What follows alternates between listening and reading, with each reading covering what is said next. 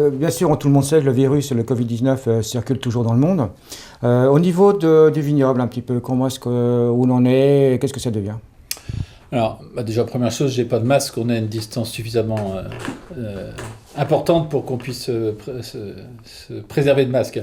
Dans le vignoble, en fait, on est à peu près dans les moyennes nationales, si j'exclus les grandes métropoles, mais on a une circulation du Covid qui est tout à fait raisonnable, puisqu'on est autour de 0,3% de positifs pour 100% d'habitants, donc on est très très raisonnable, avec un taux de létalité significatif, mais qui reste encore dans le raisonnable, malgré les chiffres alarmants proposés par les médias nationaux. Alors justement, au niveau des chiffres, les médias annoncent 45 000 décès en France, 20 000 décès quand même dans les EHPAD, il faut quand même le souligner. Bien sûr, c'est souvent des personnes qui ont des pathologies ou qui ont eu des antécédents. Donc, votre avis sur le virus, est-ce qu'il est vraiment méchant? Alors, je ne suis pas expert, donc je serais bien fort pour vous dire si le virus est méchant ou pas méchant. On va dire si on est factuel, ce fameux virus tue des gens, c'est une réalité, donc ça veut dire qu'il faut quand même être vigilant.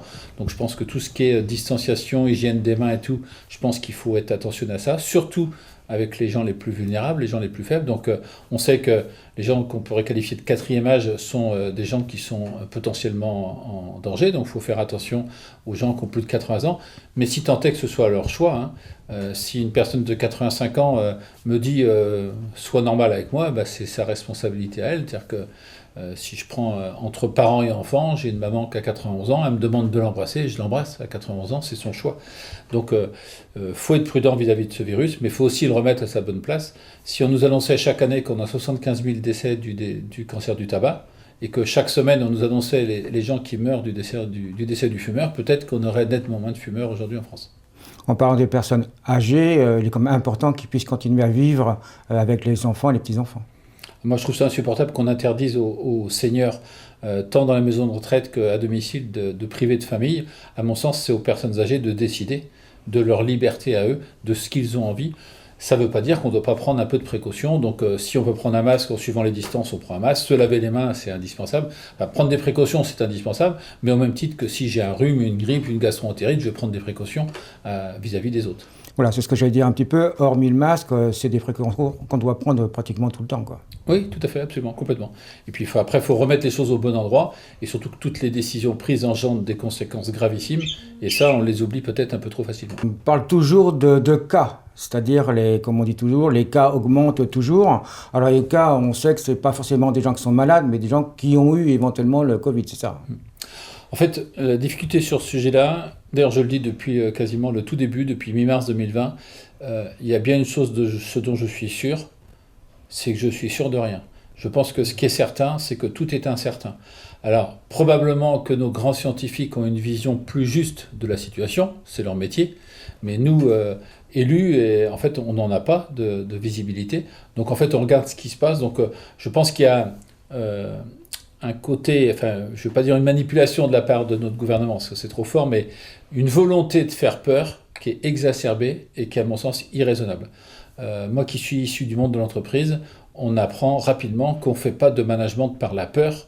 Et donc, colporter de la peur par les médias continuellement, de la peur par nos politiques nationaux continuellement, c'est pas raisonnable du tout. Et je suis en désaccord total avec la politique de communication autour du sujet. Je vais quand même préciser que leur place ne doit pas être simple, même s'ils l'ont choisi. Et donc, je serai à leur place, je ferai sans doute pas mieux. Donc, il faut aussi remettre ça en toute simplicité et modestie. C'est certainement compliqué. Mais malgré tout, c'est leur choix. Si M. Macron est à cette place, c'est bien qu'il l'a voulu aussi. Alors pour quelle raison faire peur? Honnêtement, je ne sais pas. La probabilité la plus importante à mes yeux, et ce qu'on entend à gauche à droite, c'est la capacité à nos hôpitaux à assurer le service et les soins à des patients qui viendraient en grand nombre. Et je pense que n'importe quel élu qui souhaite avant tout être élu n'aurait pas envie que BFM ou TVC Vremen filment dans les couloirs du CHU de Nantes des brancards et des brancards de gens qui seraient en train de mourir et qui ne pourraient pas être soignés. Donc je pense que la principale difficulté, c'est la capacité à nos hôpitaux à accueillir. Et malheureusement, le défaut de soins, si je peux me permettre l'expression, qu'on a apporté à nos hôpitaux depuis des décennies, on le paye aujourd'hui. Donc je pense que c'est principalement une question liée aux capacités d'accueil de nos hôpitaux et de nos soignants de s'occuper raisonnablement des malades. Alors une des mesures annoncées pour pallier à ce virus, c'est de se faire tester. Alors d'une part, est-il possible de se faire tester dans le vignoble et est-ce vraiment efficace ? Alors, l'efficacité des tests, je ne saurais pas trop dire. On entend dire que oui, donc j'ai envie de croire ce que nous disent les scientifiques. On peut se tester dans le vignoble, puisque vous êtes sur la commune de Monières ici, dont je suis le maire, et on teste tous les soirs, je crois. Les infirmières en drive peuvent faire des tests, donc on fait des tests, et ça c'est une très bonne chose. Je pense qu'il faille tester, sans doute plus largement. Et peut-être qu'il aurait fallu être un peu plus drastique sur les décisions pour les gens qui étaient testés positifs, avec un confinement peut-être personnalisé à ce moment-là, ce qu'on n'a pas fait au début de l'épidémie. Oui, enfin, on peut très bien être testé négatif à l'instant T, et puis sortir et puis rattraper le virus. On est complètement d'accord, c'est certainement pas la panacée, c'est sans doute quelque chose pour des gens qui ont des symptômes. Les gens qui n'ont pas de symptômes, évidemment, ils ne peuvent pas le savoir. Puis aussi pour des gens qui peut-être vont se mettre en situation de risque ou mettre des gens en situation de risque. Si je sais que je devais passer, une semaine dans un EHPAD pour une raison particulière, il serait pertinent que je me fasse tester avant d'aller dans cet EHPAD pour voir si je suis porteur ou non. Alors bien sûr, on parle maintenant de la deuxième vague, bien que je ne sois pas persuadé, puisque la première n'étant pas finie, je ne sais pas si on peut parler de deuxième vague. Mais donc deuxième vague, nouvelle disposition, donc Emmanuel Macron et Jean Castex sont exprimés. En fait, on n'a pas tout compris, quoi. Alors on est confiné, on n'est pas confiné, on a le droit de sortir, oui mais non. Qu'est-ce qu'on doit faire ? Alors honnêtement, bien fort celui qui sait exactement tout ce qu'on doit faire. Et d'ailleurs, c'est bien une chose qui m'insupporte au plus haut point, moi aujourd'hui en tant qu'élu, c'est qu'on interdit aux privés et aux entreprises certaines choses, alors que nous, élus, on aurait toujours le droit de le faire. Si je prends un exemple très concret, on a le droit aujourd'hui de se réunir en présentiel en réunion à 15, à 20, à 30, à 50, alors que c'est interdit pour les établissements qui reçoivent du public. On fait des petits commerçants, des coiffeurs où ils vont être deux dedans. Enfin, je trouve ça invraisemblable. Et là-dessus, je suis en incompréhension et en désaccord. Et d'ailleurs, je n'assiste pas aux réunions présentielles depuis ce début du mois de novembre pour montrer mon soutien aux petits commerçants contraints de fermeture et tous les établissements contraints de fermeture. Alors, toujours dans ce monde du travail, notamment pour des commerciaux ou des gens comme moi, on travaille souvent à l'extérieur, voire pratiquement 70-80% à l'extérieur. On a le droit d'y travailler ou pas ? Oui, manifestement, puisque le travail reste une priorité pour le gouvernement, et ce qu'on comprend, parce que les conséquences économiques et sociologiques qui vont découler de cette crise que je considère plus politique que sanitaire vont être dramatiques. Donc aujourd'hui, le message du gouvernement est clair, on peut et il faut aller travailler. Et par contre, partout le télétravail est possible, c'est le télétravail qui doit primer. Donc aujourd'hui, vous déplacer avec une caméra pour aller filmer des scènes ou choses, c'est tout à fait dans vos possibilités, sauf à ce que j'ai mal compris les textes actuels. On sait quand même qu'il y a une fronde des maires qui s'est constituée contre effectivement ces décisions gouvernementales. Où est-ce qu'on nous en sommes ? Alors aujourd'hui, j'ai pas d'informations comme quoi le gouvernement aurait bougé dessus, puisque ce qui a été, on va dire, la décision du gouvernement a été, par exemple, de fermer les rayons des grandes surfaces qui étaient ouverts, alors qu'à côté de ça, les petits commerçants n'étaient pas ouverts, si on prend l'exemple d'une librairie. Donc ça a été la décision qui a été prise. Je suis pas certain que ce soit la meilleure décision. Moi, je pense que des petits commerçants auraient pu tout à fait bien rester ouverts, comme certains restaurants aussi. Quand on voit le travail qui avait été fait par tous ces professionnels pour respecter les innombrables protocoles qui était d'une contrainte énorme, je trouve ça invraisemblable que du jour au lendemain, on leur dise « vous êtes fermés », sans qu'on ait pu, à ma connaissance, qu'on ait de cas avérés de clusters, comme on le dit, sur de tels restaurants ou telle petite librairie ou tel coiffeur, quoi. Donc j'ai du mal à comprendre, honnêtement.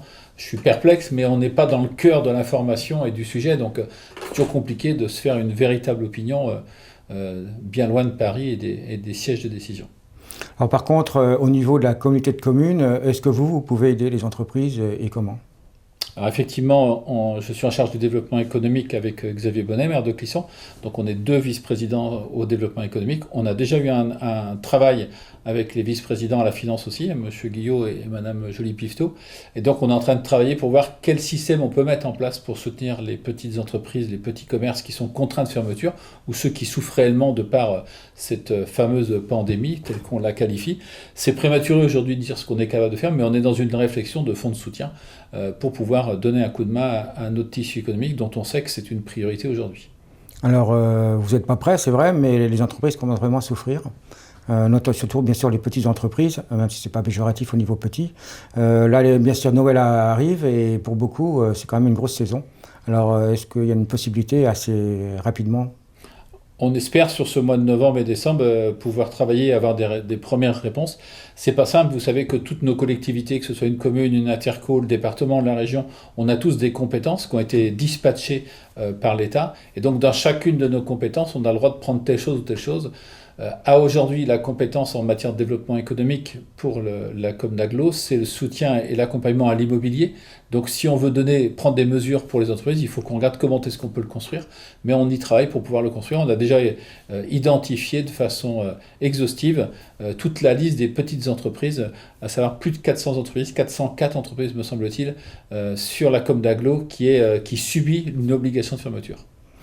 Alors, autrement, pour chaque entreprise, est-ce que vous leur conseillerez pour sortir de cette crise? Qu'est-ce qu'ils peuvent faire actuellement? Alors, ça c'est bien difficile parce que suivant le métier c'est compliqué. Un maire ne peut pas dire désobéir, donc je ne vous le dis pas. Après, il y a tout ce on entend autour du click and collect, c'est-à-dire que je pense qu'aujourd'hui, les supports numériques sont des supports qui peuvent permettre à certains de faire un peu de commerce, mais on voit mal un coiffeur couper les cheveux de son client par visioconférence. Donc on voit bien les limites de l'exercice. Donc je pense que c'est une grosse question autour de notre système commercial et de nos gestions d'entreprise. Je ne pense pas qu'il y ait une recette, je pense qu'elles sont multiples.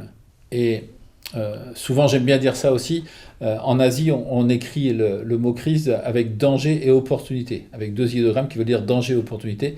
Et on pourrait le traduire que dans chaque situation de crise, comme nous le vivons aujourd'hui, il y a sans doute des opportunités à les chercher, à les trouver pour mettre en œuvre autre chose dès ce mois de décembre et peut-être dès 2021. Alors le click and collect, par exemple, tout ce système qui ressemble un petit peu, c'est-à-dire que les gens ils vont cliquer sur un site où ils appellent par téléphone et ils viennent chercher leurs produits. Mais normalement, on devrait être fermé, donc comment fait-on?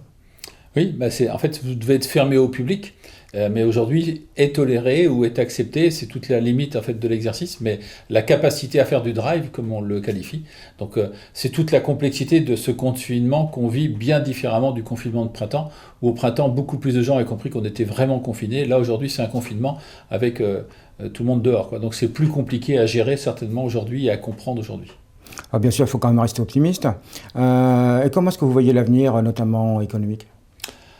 Alors, déjà, cette sortie de crise, moi, depuis déjà des mois, dès le printemps, je pense que nos politiques nationaux, nous sortirons de cette crise-là que lorsque le vaccin sera en place.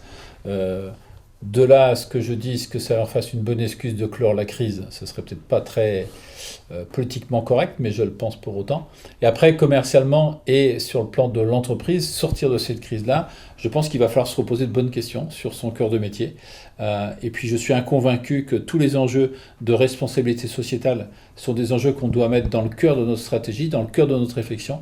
Et sans doute qu'une entreprise qui s'interroge sur sa responsabilité sociétale, ce qu'on appelle la RSE, peut-être sur le côté social, le côté humain, elle va mettre ces questions liées à la santé et tous ces problèmes qu'on vit aujourd'hui. Donc à défaut d'avoir de réponse, je pense que déjà on peut lever beaucoup de questions pour pouvoir écrire un modèle ou modifier nos modèles sur l'année 2021 à venir et les années à suivre. Puis toujours, moi, restant optimiste, il y a quand même 65 millions des Français qui n'ont pas été atteints par le virus.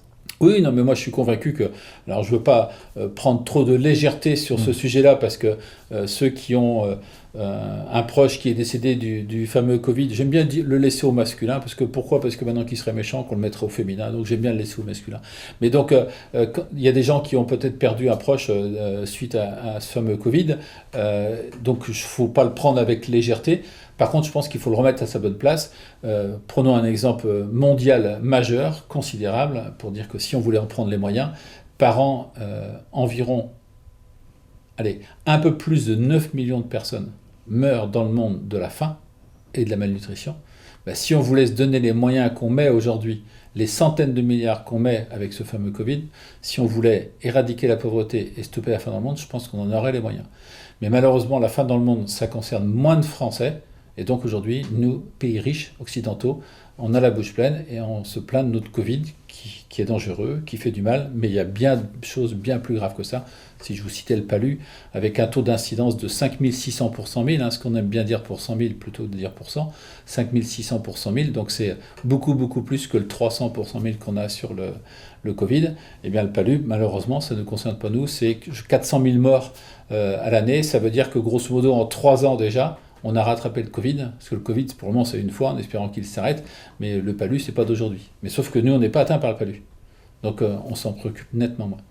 Donc, il faut quand même rester optimiste. Il faut être optimiste et il faut surtout prendre conscience des choses et rester factuel, prendre les chiffres et pas se laisser embarquer dans cette théorie de la peur et ce côté anxiogène, épouvantable. Il faut rester optimiste et au contraire, il faut aller de l'avant et regarder les faits, les chiffres avec un peu plus sans doute de discernement, et peut-être aussi travailler notre cohérence dans nos faits, dans nos gestes, dans nos paroles, et pas avoir d'un côté faites ce que je dis et faites pas ce que je fais.